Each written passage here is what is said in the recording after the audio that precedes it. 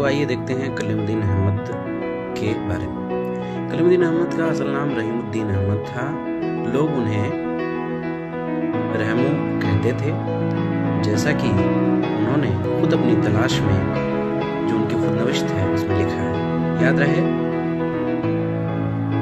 कलीमुद्दीन अहमद को जब स्कूल में दाखिल कराया गया तब उनका नाम बदलकर रहीमुद्दीन अहमद से कलीमुद्दीन अहमद किया गया था।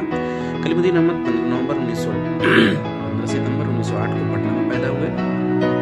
कलीमुद्दीन अहमद का इंतकाल 22 दिसंबर 1983 को पटना में हुआ। कलीमुद्दीन अहमद के वालिद का नाम अजीमुद्दीन अहमद था, जो एक शायर होने के साथ उर्दू, फारसी और अरबी के आलिम थे। अजीमुद्दीन अहमद की तालीम भी बरतानिया में हुई और पटना यूनिवर्सिटी के शोबे उर्दू फारसी के सदर भी रहे। कलीमुद्दीन अहमद ने अपने वालिद के कलाम को मजमुआ गुल-ए-नग़मा के नाम से तरतीब देकर अपने मुकदमे के साथ शाया किया। कलीमुद्दीन अहमद ने 3 बरस 1921 से 23 Mohammedan Anglo oriental school Patna city में तालीम हासिल की। अपने स्कूल के ज़माने में कलीमुद्दीन अहमद ने अपनी पसंदीदा गज़लों और नज़मों की 2 अलग-अलग टोलियाँ बना रखी थी, किशकोल और सब्ते गुलची।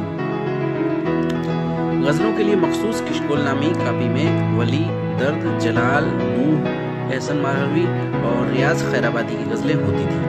नज़मों के लिए मखसूस सिब्ते गुलची नामी कापी में ज़फ़र अली खां, हाली अकबर और फजल हक आज़ाद की नज़में शामिल थी। कलीमुद्दीन अहमद को स्टेट स्कॉलरशिप 1930 को मिली थी, जिसकी बिना पर लंदन तालीम हासिल करने के लिए गए थे। कलीमुद्दीन अहमद ने आला तालीम लंदन और कैम्ब्रिज में हासिल की थी।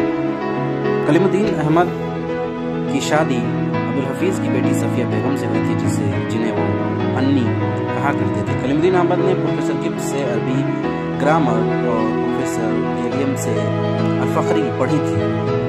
कलीमुद्दीन अहमद ने कैम्ब्रिज में एफ और लुइस से बराह रास्त तरबियत हासिल की थी और उन्हीं की ज़ेर तरबियत अमली तनक़ीद में दस्तखत हासिल की थी। कलीमुद्दीन अहमद की तनक़ीद में लुइस का वाज़ेह असर नज़र आता है। कलीमुद्दीन अहमद ने लिखा है कि डॉक्टर लुइस ने मुझे नक्काद बनाया। कलीमुद्दीन अहमद पटना कॉलेज के प्रिंसिपल 1952 में बने थे।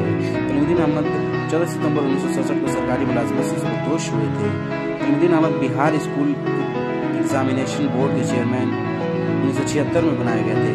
कलीमुद्दीन अहमद की पहचान मुतनाज़ नक्काद की हैसियत से भी